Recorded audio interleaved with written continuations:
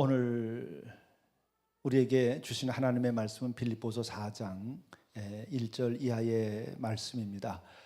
이 말씀은 기도에 관련된 말씀으로 늘 우리가 기억하고 있습니다마는 그 상황, 배경은 교회에 문제가 있는 것을 배경으로 해서 말씀하고 있는 본문입니다. 이것에 대해서 우리들이 좀 더 생각해 보면 인생의 큰 문제를 어떻게 해결할 수 있겠는가 하는 것과 또 교회에서 일어나는 여러 가지 일들을 어떻게 해결할 수 있으며 또 우리들이 거룩한 성도로서 어떻게 살아갈 수 있겠는가, 내가 거룩한 하나님의 자녀로서 영적으로 얼만큼 더 내가 성화될 수 있겠는가에 대해서 대답을 얻을 수 있는 귀한 말씀입니다. 오늘 1절의 말씀은 이렇게 시작을 합니다. 그러므로 나의 사랑하고 사모하는 형제들, 나의 기쁨이요 멸류관인 사랑하는 자들아, 이와 같이 주 안에 서라. 여러분들은 주일날 교회를 오려고 하실 때 무엇이 먼저 떠오릅니까? 주님의 십자가가 먼저 떠오릅니까? 예배, 설교, 그것에 대해서 여러분들이 떠올라서 오늘 예배는 어떻게 될까? 설교 말씀 무엇일까? 이런 생각을 하십니까? 아니면은 여러분들은 어떤 누군가를 오늘 만날 것이다 라고 생각해서 누군가를 떠올리십니까? 아니면은 여러분들은 오늘 회의가 있는데 그 회의를 어떻게 하지? 오늘 내가 봉사할 일이 있는데 그 사역을 어떻게 감당하지? 여러분 그런 것에 대해서 먼저 생각을 하십니까? 아니면은 야 오늘도 늦었다, 이렇게 신앙생활하면 되겠는가? 이런 생각을 여러분이 먼저 떠올리십니까? 아니면 오늘도 헌금을 해야 되는데 헌금 준비도 내가 제대로 못했구나, 아니면 또 내가 미리 준비된 헌금 때문에 오늘 헌금은 잘 드리겠다, 이런 생각을 하십니까? 어떤 것을 생각하더라도 다 괜찮을 수 있습니다. 그러나 우리가 교과서적으로 또 성서적으로 우리가 생각한다고 한다면 교회를 생각하면 우선은 우리가 주님을 생각하게 돼야 되죠. 교회 간다 그러면 주님, 사랑의 주님, 십자가를 지시고 나를 구원해 주신 주님, 그 주님이 기다리고 계신 곳, 그 주님의 사랑과 구원을 내가 경험할 수 있는 곳, 거기를 오늘 내가 간다는 생각이 먼저 드는 것이 가장 훌륭한 거죠. 여러분들이 금식 기도를 하고 마음이 준비되면 교회 갈 때 그 생각부터 먼저 납니다. 근데 그것은 여러분만이 그런 게 아니라 목사도 마찬가지예요. 목사도 금식하고 기도하며 주일을 준비했던 주간에는 교회를 생각하고 주일을 생각하면 다른 무엇보다도 십자가의 사랑과 구원에 대한 것이 가득 차 있고 그것을 선포하려고 하는 마음이 들어요. 그런데 그런 시간적 여유가 없이 계속 사역에 쫓기고 교육에 쫓기고 계속 또 뭐 회의 준비를 하고 행정적인 것을 하거나 혹은 또 그 외에 여러 가지 신방과 이런 여러 가지 일로 인해서 피곤하고 지치면 그것보다는 일이 앞서게 돼요. 무엇을 할까? 회의는 어떻게 진행할까? 또 어떤 교우들은 어떻게 내가 오늘 대해야 될까? 이런 것들이 복잡하게 왔다 갔다 해요. 그 성도들 똑같을 겁니다. 그러니까 우리들이 교과적으로 생각하고 정말 주님께서 원하는 걸 생각하고 성경적으로 생각한다면 우리는 교회 갈 때는 무조건 십자가를 지시고 구원하신 나의 주님, 그의 사랑과 구원에 대하여서 내가 소망을 가지고 그것을 사랑하는 마음을 가지고 그 열망을 가지고 우리들이 교회에 와야 되는 거죠.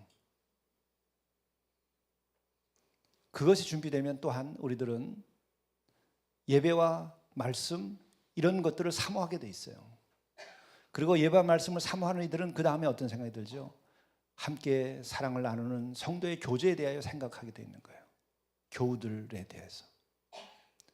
어려운 교우들 어떻게 내가 위하여 기도할까? 어려운 교우들을 내가 어떻게 도울 수 있을까? 지난번에 입원했다는데 이번 주에는 나올 수 있겠나? 또 가정에 어려움이 생겨서 눈물로 기도하고 있는데 그 가정의 문제가 해결될 수 있을까? 그래서 그런 마음을 가지고 교회에 오게 돼서 그게 성도의 교제가 되는 거죠. 네, 이와 같은 것은 사도 바울의 그 서신을 보게 되면 그대로 나와요. 사도 바울도 제일 중요한 것은 나를 구원하신 예수 그리스도에 대한 것으로 가득 차 있어요. 그리고 그 다음으로는 말씀을 증언하고 또 예배를 드리고 하는 것에 대한 것이 제일 큰 관심으로 되어 있습니다. 그리고 그 다음이 성도들에 대한 사랑의 관심이에요. 오늘 1절에 나오는 말씀 바로 그겁니다. 나의 사랑하고 사모하는 형제들, 그들은 나의 기쁨이요 면류관이라고 얘기해요. 나의 기쁨이요 면류관은 사랑하는 자들아, 이런 얘기를 하죠. 여러분들은 성도를 생각할 때에 어떻게 생각하십니까? 제가 목회를 하면서 많은 시행착오를 겪으면서 계속해서 연단을 받고 큰 은혜를 받고 배움을 얻게 되죠. 그럴 때 나중에 깨닫게 알게 된 것은 그런 겁니다. 너는 성도들을 어떤 대상으로 생각하는가? 너의 목회의 성공을 위한 대상으로 생각하는가? 사실 저는 참 감사하게도 한 번도 그런 생각을 해본 일이 없었어요. 그래서 교회가 크게 부흥하지 않는지도 모르겠어요. 교회 부흥을 위한 도구로 생각해 본 일은 정말 한 번도 없었어요. 그러나 저에게 가장 큰 약점 중에 하나는 뭐냐면 불의에 대한 어떤 저항감, 불의를 고치고자 하는 마음, 의를 세우고자 하는 것이 젊은 시절부터 아주 탱천했었기 때문에 교우들이 바르게 돼야 된다는 생각이 굉장히 강했어요. 그래서 주의 말씀대로나 혹은 경건에 있어서 또 그의 삶의 태도에 있어서 올바르지 않으면 저는 양보하지 않았어요. 심지어는 교회를 떠나도 나는 얘기했어요. 그게 상처가 됐을 수도 있었겠죠. 그러나 이것이 온전한 것은 아니다 하는 것을 제가 목회를 하면서 깨달았습니다. 오늘 이 본문의 말씀도 그거예요. 사랑하고 사모하는 형제들이라고 생각해야지 내가 고치고 내가 바로잡아야 될 사람이라고 생각하는 것은 둘째, 세 번째, 네 번째라는 거예요. 왜? 예수께서 그렇게 안 했기 때문에 그런 거예요. 예수께서 그러면 지적하지 않았고 바르게 하지 않았느냐, 심지어는 독사의 새끼들이라고 얘기를 했어요. 독사의 자식들아, 이렇게까지. 그리고 성전에 들어가서 들러 엎기까지 하셨고 채찍을 들어서 소와 양떼들과 비둘기 파는 것들을 들러 엎고 내쫓았어요. 그러나 예수님께서 가장 중심에 있었던 것은 뭐냐? 그들의 모든 죄를 대신 지고 십자가에서 피를 흘리고 그들을 위하여 희생 제물이 되었다는 거예요. 그게 90%가 아니라 95%가 아니라 그게 99%예요. 그게 아니었다면 여기에 있는 누구도 구원받지 못했습니다. 나도 구원받지 못하고 누구도 구원받을 수 없어요. 목회의 연수가 더하면서 제가 깨달은 것은 그겁니다. 또 목회의 연수가 더할수록 제가 반성하고 회개하는 것이 그겁니다. 사랑하고 사모하는 형제들이라고 하는 마음이 더 있어야 돼요. 왜? 예수께서 그렇게 하셨으니까. 예수께서 그렇게 않았다고 한다면 교회도 세워지지 않았어요. 그리스도의 십자가의 피로 산 교회예요. 그분의 피로 산 교회예요. 우리 이것을 깨닫는 것이 바로 복음에 이르는 거예요. 고쳐야 될 사람들, 바로 잡아야 될 사람들, 그것은 내가 바리새인이라고 하는 것을 말하는 거예요. 바리새인인 목사들, 내가 그 반열에도 섰었는데 그것은 아니다. 십자가를 바라다 보자. 내가 구원받은 은혜를 기억하라. 그것이 연수를 더할수록 제 마음속에 채워진 은혜예요. 여러분들이 신앙생활을 하는 과정에서도 아마 똑같은 과정을 겪게 되지 않을까 싶어요. 빨리 십자가의 은혜를 알고 십자가의 사랑을 알고 그것이 아니었으면 내가 구원받을 수 없었다는 것을 내가 분명히 해야 될 때에 내가 구원받고 내가 은혜받고 내가 영적으로 성숙하고 내가 성화돼요. 그렇지 않으면 우리는 올바르게 하겠다 그러고 다른 사람들을 지적하고 바로잡다가 내가 바리새인이 되고 결국은 내가 죽음을 당해요.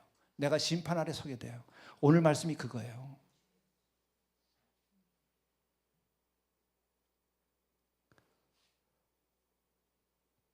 너희 관용을 모든 사람에게 알게 하라. 주께서 가까우시니라. 심판하실 주님께서 이제 올 때가 가까이 되었는데 너희들은 구원받은 자로서 관용을 가져라, 이 얘기하는 거예요. 그것이 너의 구원의 길이다. 남들을 위한 것이 아니라 너 영혼을 위하여, 너의 인생을 위하여 너희들이 가져야 될 그것은 관용이라고 하는 거예요. 복음의 중심은 관용에 있어요.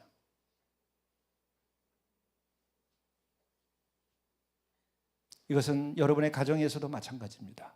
여러분들이 주의 말씀을 가정에서 바로 세워야 되겠다. 주의 말씀으로 자녀들을 길러야 되겠다. 그리고 이 아이들이 정말 복될 뿐만 아니라 거룩해져야 되겠고, 이들이 정말 주님께서 보시기에 기뻐하는 자들이 되도록 내 자녀들을 길러야 되겠다 하면 그들을 바로잡으려고 하지 말고 그들에게 관용을 보여야 돼요. 그러면 돌아와요. 그렇지 않으면 손을 댈수록 멀리 멀리 떠나게 돼 있어요. 손을 댈수록 덧나게 돼 있어요. 그게 율법주의의 실패예요. 천년의 가나안 땅에서 이스라엘 사람들이 살아가면서 그 복된 것을 받았지만 그들이 실패하고 나라까지 다 망해버린 원인이었어요. 여러분의 가정과 이 나라가 그렇게 되어서는 안 돼요. 내 인생이 그렇게 되어서는 안 되고 우리의 교회가 그래서는 안 되는 거예요. 내 삶이 복되어야 되고 거룩해야 되고 내 교회가 사랑이 넘치고 주의 그 빛이 빛나야 돼요. 십자가의 구원과 사랑이 선포되는 교회가 되어야 돼요. 우리의 가문과 또한 이 사회와 이 나라가 복되고 거룩한 것이 되어야 돼요. 그렇게 하려면 우리는 그 어떠한 문제보다도 중요한 것은 관용의 문제예요. 그게 복음의 문제입니다. 적어도 대한민국이 민주화가 법적으로 됐다고 한다면 마지막 남은 문제는 관용의 문제입니다. 율법으로 실패했음을 성경이 우리들에게 분명히 말해주고 있는 거예요. 그건 역사로도 우리가 알 수 있어요. 성경을 통하지 않고 영의 눈을 갖지 않는 사람이라 할지라도 역사를 봐도 알 수 있는 거예요. 내 개인의 삶에서도 마찬가지예요.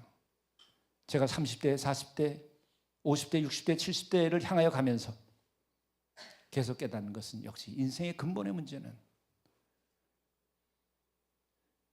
악을 저지르고 있지 않다고 한다면 남은 문제는 관용의 문제예요. 오늘 이 빌보서 4장의 이야기가 그런 겁니다.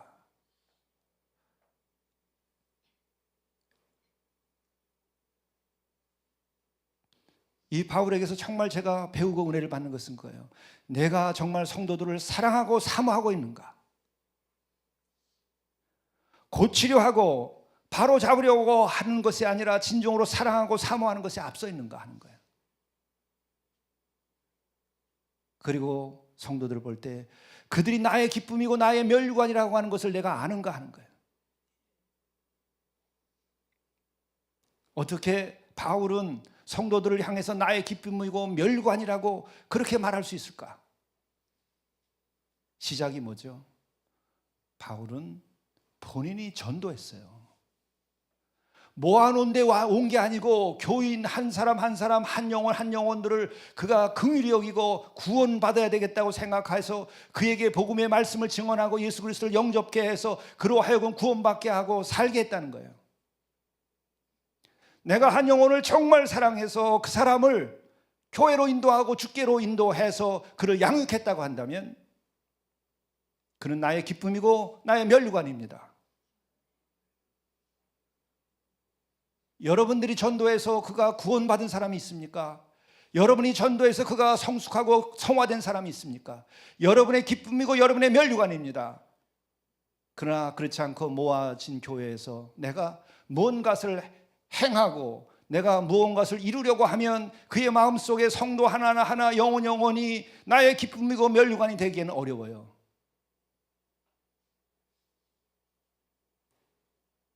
면류관은 뭐죠? 당시에는 올림픽과 같은 데에서 혹은 경기에서 이기면 황제나 높은 분들이 면류관을 씌워줘요. 여기에 면류관은 최후의 날에 우리 주께서 우리들에게 그와 같은 상급을 내려준다는 거예요.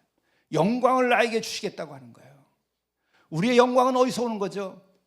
세상에서 내가 얼마큼 성공하느냐에 의해서 영광이 오지 않습니다. 한 영혼을 내가 구원했느냐 안 했느냐에 대해서, 한 영혼을 진실로 내가 사랑했느냐 사랑하지 않느냐에 의해서 하나님께서는 최후의 심판에 우리에게 면류관을 주는 거예요.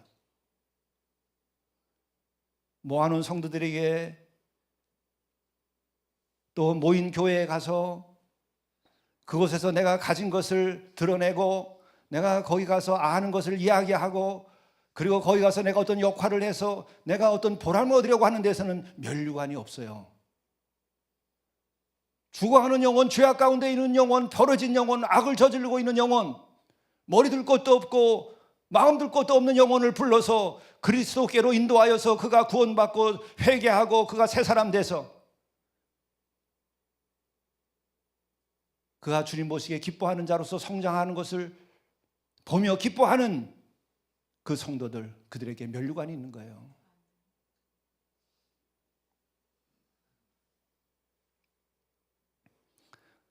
그들을 바라볼 때 바울은 나의 기쁨, 면류관인 사랑하는 자들아, 우리의 마음속에 이것이 있을 때에 진정으로 목사는 목사다운 목사가 되고 성도들을 위하여 진정으로 섬길 수 있게 되고, 성도들은 또한 역시 마찬가지로 내가 그렇게 전도하여서 그렇게 양육하고 구원받게 한 들이 있을 때에 그는 면류관을 받을 뿐만 아니라 그의 마음속에 그를 바라볼 때마다, 교회를 오려갈 때마다, 그를 볼 때마다 나에겐 그의 기쁨이 되고 나에게는 면류관이 되기 때문에 감사할 수 있는 거예요.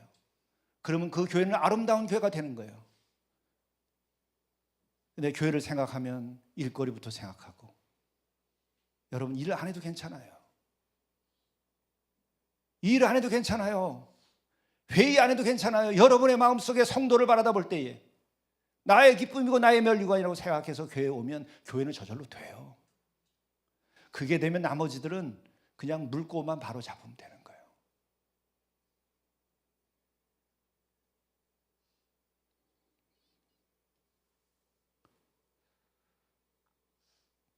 그런데 바로 이때에 유오디아와 순두계라고 하는 이를 향하여 구체적으로 권면을 먼저 합니다. 왜? 문제가 있는 거예요. 주 안에서 같은 마음을 품으라.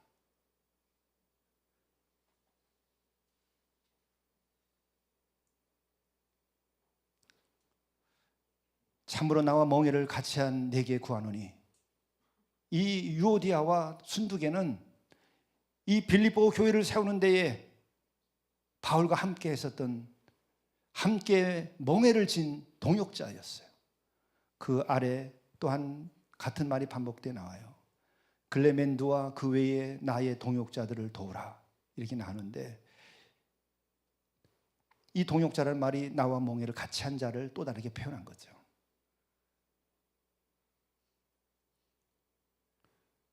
이렇게 동역을 하고 같이 멍에를 메고 가는데도 문제가 있었던 거예요. 문제가 뭐냐? 주 안에서 같은 마음을 품으라 해서 우리가 깨닫는 것은 뭐냐면, 주 안에서 같은 마음을 품지 아니한 거예요. 주 안에서 같은 마음을 품지 아니한 거예요. 윤리적인 문제가 있는 것이 아닙니다. 같은 마음을 품지 않은 거예요. 동등한 마음을 품지 않은 것이기도 하고, 같은 비전을 가지고 있는 것도 아닌 거예요. 또한 불성실하고 불순종하고 있는 것이 아니라 같은 마음을 품지 않은 거예요. 열심을 내고 있는데도 불구하고 같은 마음을 품지 않은 것을 보고 애타게 이 사도 바울은 얘기하는 겁니다.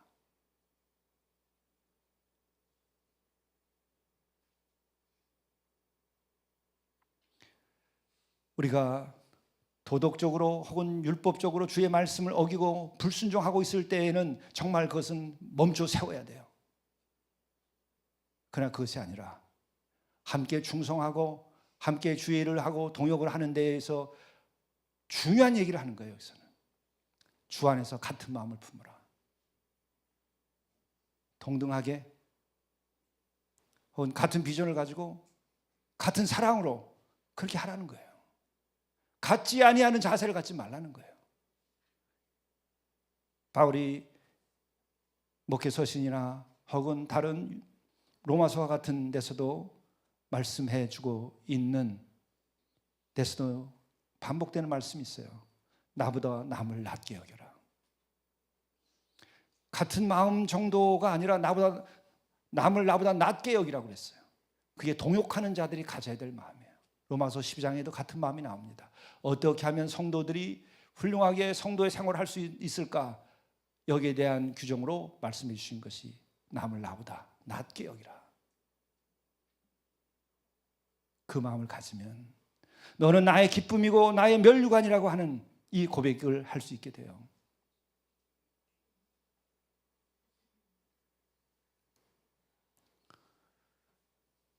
그리고 또한 의견의 차이를 용납하라는 거예요. 같은 마음을 품으라 하는 말에 또 다른 의미로 생각할 수 있는 것은 우리는 주를 위하여 충성을 다할 때에는 여러 가지의 방법을 생각하게 돼요. 다 옳은 거예요. 다 충성된 거예요.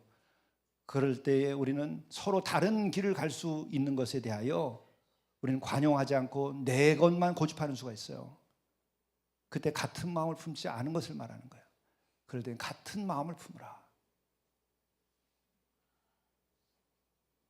그리고 또한 같은 마음을 품지 못하는데 같은 마음을 품기 위해서 우리가 생각해야 될 것은 뭐냐 하면 남들의 부족함을 인정해야 되는 거예요. 우리가 충성을 다하려고 할 때는요, 나의 부족도 알 뿐만 아니라 다른 사람의 부족함을 할 수 있게 됩니다. 그들의 부족을 용납하라는 거예요.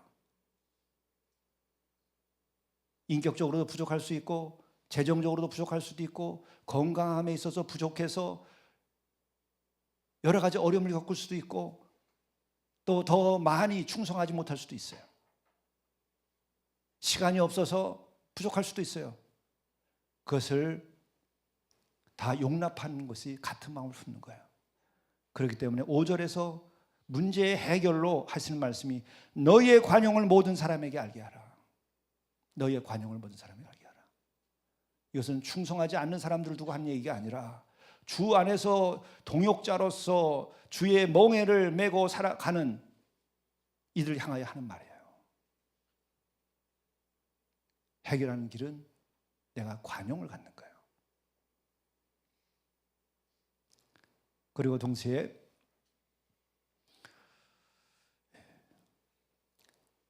우리가 더 생각할 것은 다시 한번 우리가 분명히 말씀을 통해서 새겨두어야 돼요. 여기에 나오고 있는 유오디아라든지 순두계라든지 글레멘드라고 하든지 또 그 외에 여러 사람들에게 대하여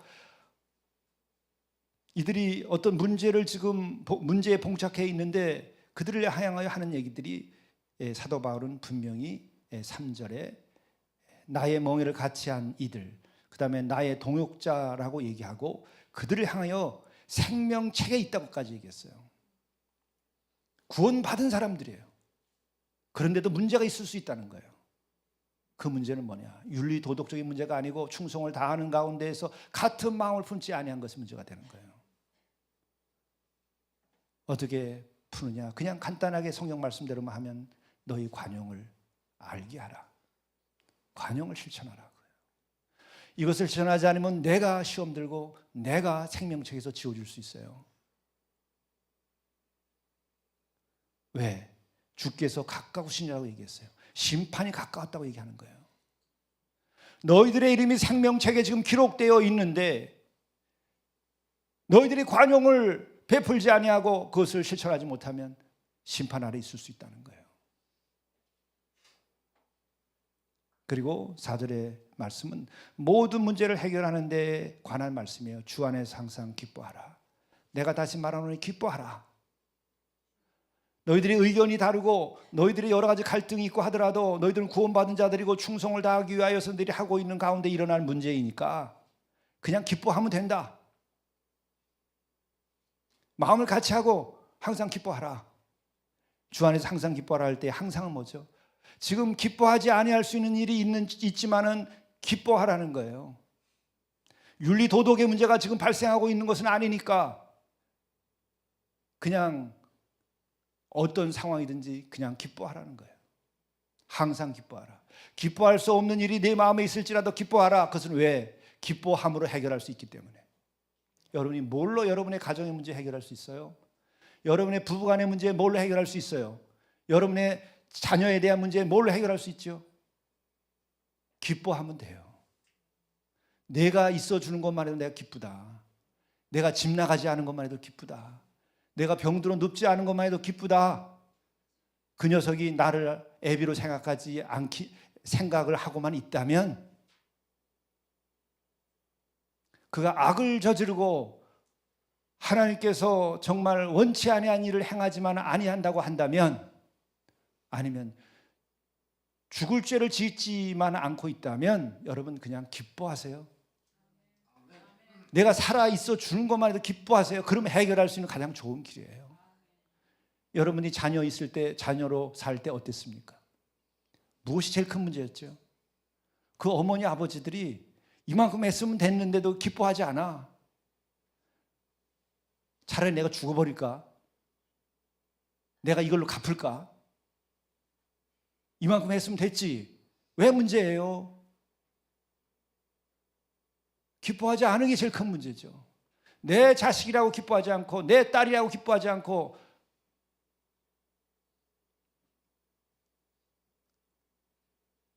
당신이 놔놓고 나를 왜 이렇게 멸시하냐, 나를 왜 이렇게 마음대로 하지 않느냐, 그것이 문제였죠. 모든 가정의 문제는 사실 그거예요. 그러나 우리가 알죠. 아이가 갑자기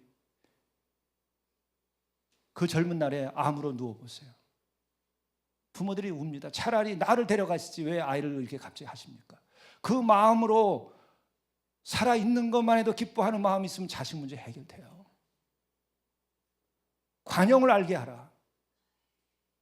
관용을 알게 하라. 심판의 날이 가깝다. 주님이 가까이 오고 계시다. 내가 그 관용을 알지 못하면 자식들이 더 큰 문제를 일으켜요. 그걸로 심판이 따르는 거예요. 교회의 문제 뭘로 해결할 수 있어요? 기뻐할 수 없어도 기뻐하도록 노력하면 해결돼요. 술집가 있지 않고 이 시간에 교회에 와 있고, 나가서 악을 저지르지 않고 교회에 와 있으면 기뻐하시면 돼요. 뭐가 그렇게 마음에 들지 않아서 왜 사람마다 데리고서 이렇게 저렇게 말들을 하느냐? 스스로가 돌이켜서 나의 관용 없음을 깨닫고 주 앞에서 자복해야 되는 거예요. 왜 그러냐? 사실은 우리가 자식들에게도 염려하기 때문에 그러는 거죠. 더 잘되도록 염려하기 때문에. 교회도 성도도 더 잘되도록 하기 위해 염려하기 때문에 그러죠. 그렇지도 않다고 한다면 이야기거리도 안 돼요. 염려하기 때문에. 그런데 사도 바울께서는 그럽니다. 아무것도 염려하지 마라. 아무것도 염려하지 마라. 다만 그러면 아무것도 하지 말고 가만히 있으라는 게 아니라 기도와 간구로 구할 것을 구하라는 거예요. 구할 것을 구하라.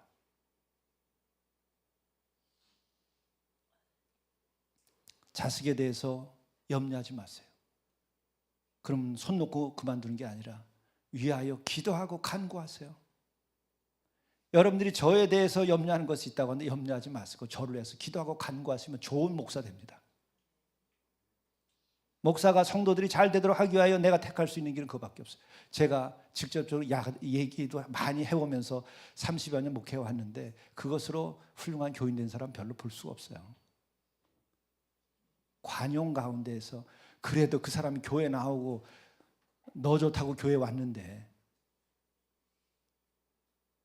위하여 간구하고 기도하는 것밖에는 더 좋은 방법이 없어요. 그런데 그렇게 하려면 염려를 내려놓아야 돼.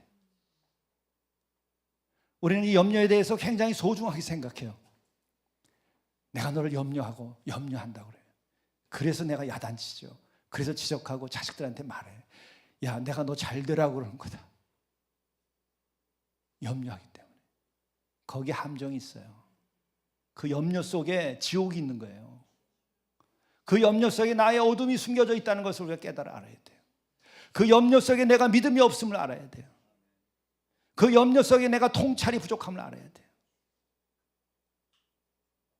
주를 믿으니 염려하지 말고, 주께서 나 같은 인간도 구원했는데, 주께서 나 같은 인간도 예수 믿고 잘 살게 해줬는데 내 자식이 더 할까?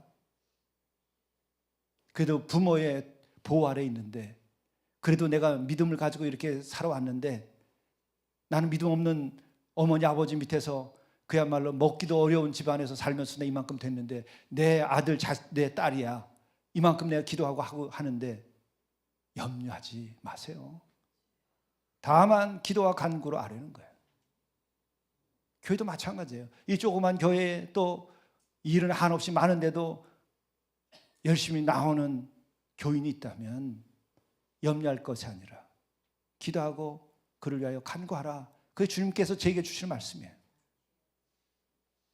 여러분들이 영성반장으로 혹은 여러분들이 장로요 권사로 여러분들이 교회를 섬긴다고 한다면 똑같은 길을 갈 수밖에 없고 해결의 길도 똑같은 겁니다. 아무것도 염려하지 말고, 나 같은 자도 구원받았는데 너야 나보다 낫지, 염려하지 말고 기도하고 간구하십시오.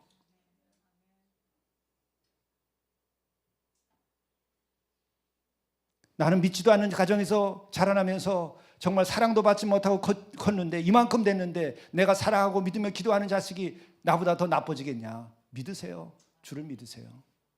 염려하지 말고. 그런데 구하는데 뭐라고 구하냐면 감사함으로 하나님께 아뢰라는 거예요. 감사함으로 아뢰라. 이게 믿는 자가 마지막에 깨달아 아는 게 그거예요. 내가 너를 구원하고 너를 천국에 이르게 해주고 너에게 영생을 내가 주는데 그것만 보고 우선 감사할 수 있어야 돼요.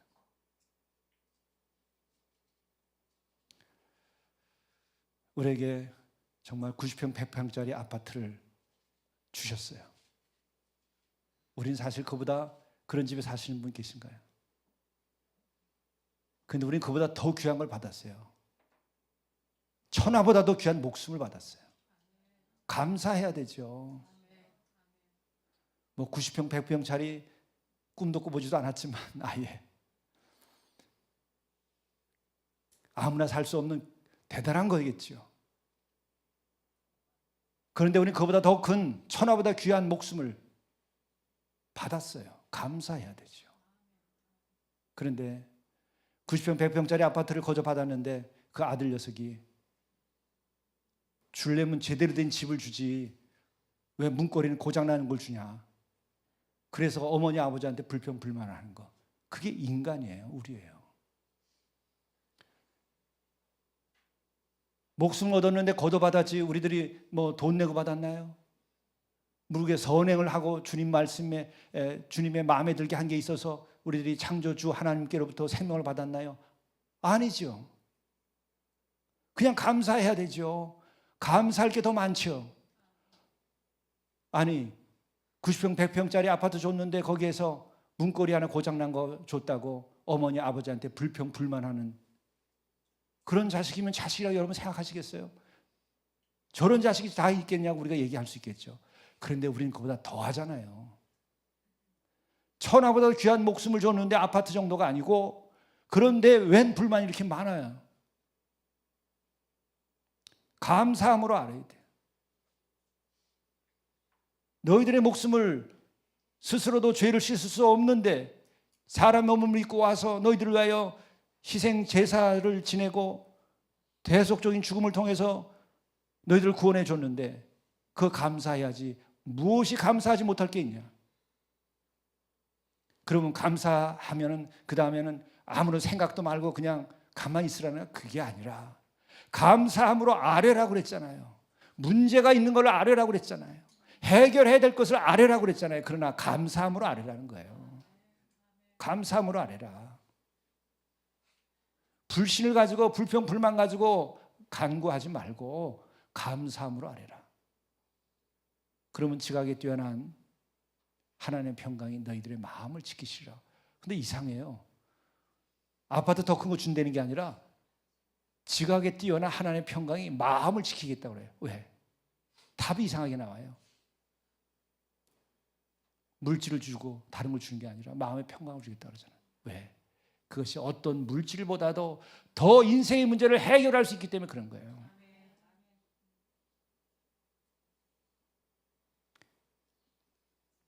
일로서 인생의 문제가 해결됩니까? 교회의 문제가 사역을 더 열심히 하고 교육을 열심히 담당함으로써 교회의 문제가 해결됩니까? 여러분의 가정이 돈이 더 많이 생기고 차가 더 좋아지면 여러분의 가정의 문제가 해결됩니까?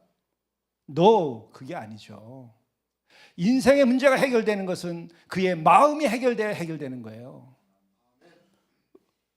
집단적으로 우리가 경험하잖아요. 물질이 부족했던 때보다 산업화가 되고 지금 더 잘 살게 됐는데 자살이 더 늘었어요. 더 어려울 때도 어려워도 서로 한 방에 7식구, 8식구 살 때에도 자식 낳고 잘 길렀는데 이제는 결혼도 안 하겠대요. 집이 없어서. 마음의 문제잖아요. 하루 3끼 먹기 어려워서 2끼 먹고 살 때에도 행복하고 같이 부부가 부둥켜 안고 잘 살았는데 이제는 마누라가 마음에 안 들고 남편이 마음에 안 든다고 그러잖아요. 인생의 문제가 뭐로 해결되지요? 물질로 해결되는 것이 아니고 일로 해결되는 것이 아니고 교회도 사역으로 해결되는 것이 아니라 마음으로 해결된다고 그러잖아요. 그 마음이 해결된 것이 뭐죠? 지각에 뛰어난 하나님의 평강이 너희들의 마음을 지키시리라. 평강이 여러분의 마음을 지켜야 우리의 문제는 해결되는 거예요. 이 말씀이 무서운 하나님의 말씀이에요. 인생의 모든 문제가 해결될 수 있는 마스터키예요. 말씀에 순종하고 말씀의 감동과 감화를 받고 용기를 가지고 새로운 인생을 시작해야 돼요. 가정의 문제 간단해요. 해결될 수 있어요. 부자간의 문제 간단해요. 이 말씀대로 해보세요. 얼마 안 가서 다 끝이 납니다. 이 나라의 문제 관용의 문제예요. 그렇지 않게 생각하는 것은 어리석든지 아니면 작당을 하고 있는 것든지 아니면 악을 저지르고 있는 거예요. 모함을 하고 또 음모를 꾸미고 있는 거예요. 이 시대의 어둠과 악이 그겁니다.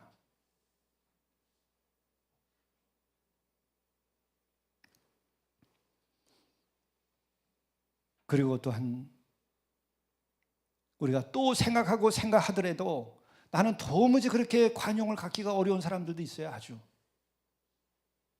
지독한 상처와 고통이 있고 트라우마가 있을 경우에는 이거 벗어나기 쉽지 않은 거예요. 그러나 우리가 한번 또 묵상하고 생각할 것이 있어요. 여러분, 우리가 좋은 식탁을 받을 때 너무나 행복하고 좋아요. 그리고 아주 고급 요리들 굉장히 비싼 것으로 사서 차려줘요. 얼마나 아름답고 좋은 거예요. 그러나 그것을 먹고 난 다음에 어떻게 되죠? 다 똥을, 냄새나는 똥을 만들어서 내뱉어요. 인간이 결국은 살면서, 아니 내가 살면서 하는 일은 먹고 똥 만드는 거예요. 그건 저만 그렇게 하나요? 제가 어느 댁에 신방을 갔는데 그 집사님이 그러더라고요. 우리 아이가 집에 와가지고 그런데 놀래가지고 엄마 목사님도 화장실 가나 봐. 목사는 똥 안 싸나요? 저도 죄인이고 하나님의 은혜를 먹고 하나님 주시는 말씀을 먹고 그리고 하나님 주시는 거저주는 이 태양의 빛과 그리고 귀한 음식들을 먹고 생명을 먹고 똥 만드는 거예요. 냄새나는 죄를 만드는 것이 우리의 인생인 것을 정말 더 적나라하게 깨달을 때에 내가 다른 이들을 용납해야 되겠구나 하는 걸 알게 되는 거예요. 내가 선행을 한다고요? 맞죠. 그러나 그보다 더 내 마음속에 감춰져 있는 것은 가인의 피가 흐르고 있다는 거예요. 아담과 하와의 불순종의 피가 내 안에 흐르고 있다고 하는 거예요. 그것을 깨달아 알 때 은혜가 돼요. 그것을 깨달아 알 때 자식이 돌아옵니다. 그것을 깨달아 알 때 내 아내가 돌아오고 내 남편이 돌아오고, 그것을 깨달을 때에 교회가 복음적으로 바뀌어요. 율법에서. 그것을 깨달아 알 때 이 나라가 새로워지는 거예요. 누가 의롭다고요? 똥 싸지 않는 사람이 있어요. 거룩한 거 먹고 생명을 먹고 똥을 만들지 않는 사람이 있느냐 하는 거예요.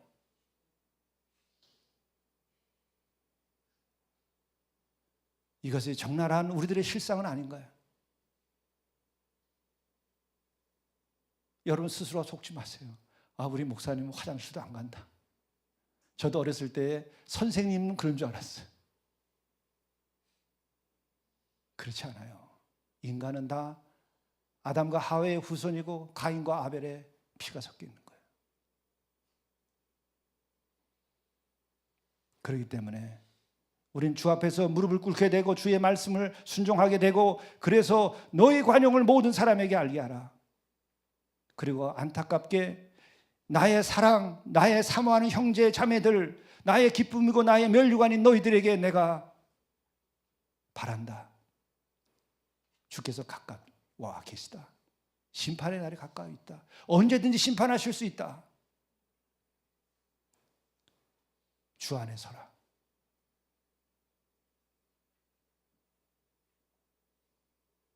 세상에 서지 말고 내 안에 머물지 말고 주 안에 서라. 그리고 아주 간절하게 얘기하는 것이 끝으로 형제들아 무엇이든지 참되라. 무엇이든지 경건하라. 무엇인지 옳으면 무엇인지 정결하라. 무엇인지 사랑받을 만하며 무엇이든지 칭찬받을 만하며 무슨 덕이 있든지 무슨 기름이 있든지 바로 이와 같은 것들을 생각하라. 너희들이 멍에를 같이 메고 나의 동역자로서 교회를 이렇게 세웠지만 너희들이 지금 악을 저지르지 않고 너희들이 충성을 다하고 있는데, 너희들에게 남은 것은 더 참되도록 노력하고 경건하도록 노력하고, 그리고 무엇인지 정결하고 사랑받을 만하며 칭찬받을 만하되 그에 앞서서 너의 관용을 모든 사람에게 알게 하라. 그러면 내 인생도 바뀌는 것이고 내 가정도 바뀌게 되고 인간관계도 바뀌게 되고 교회도 주님께서 원하시는 아름다운 교회가 되는 것입니다. 그때에 평강의 하나님이 너희와 함께 계시리라. 평강의 하나님이, 하나님의 평강이 너희들을 지키시리라. 그것이 우리의 모든 인생을 해결하는 길입니다. 기도하시겠습니다. 사랑하고 사모하는 마음으로 우리가 서로를 대하고 나의 기쁨이요 면류관으로서 성도들을, 그리고 나의 자녀들을, 내가 만난 모든 사람들을 대할 수 있는 믿음의 사람들이 될 수 있게 인도하여 주옵소서.